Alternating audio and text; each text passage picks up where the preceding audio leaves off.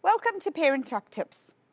If I were to ask you if you would prefer for your child to grow up to be financially independent and secure, or to live a life of debt and live a life under the tyranny of money, which would you choose? We would be crazy to choose for our children to live with financial stress. Yet so often we fail to teach them or model for them good financial planning. Now, please understand that I would hate for you to burden your 10-year-old with how we're going to pay the bond this month, or we don't have enough money for XYZ. That's really not their problem. But to teach them slowly with small tools how to be independent and careful with money.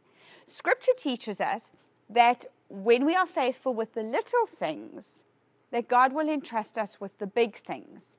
And so let's start by teaching our children from a very early age to be faithful with the little things. Here's an example. When you're charging around the shopping center with your 3-year-old in the trolley and they're saying, I want this, I want this, I want this. A great way to do it is to walk into the shop and say, you may have one treat. So when you get to the biscuit aisle and they say, please can I have Jolly Jammers? You say, sure. And you throw the Jolly Jammers into the trolley. Then you move around and you get to the cereal aisle and they say, I want Fruit Loops. We have got cereal at home. If you want Fruit Loops, then the Jolly Jammers have to come out of the trolley. And in that moment, the children are faced with a choice. Well, what is more important to me, Fruit Loops or Jolly Jammers? Now, that's a very simple way when they're little to start to teach them to make their own choices that have financial implications.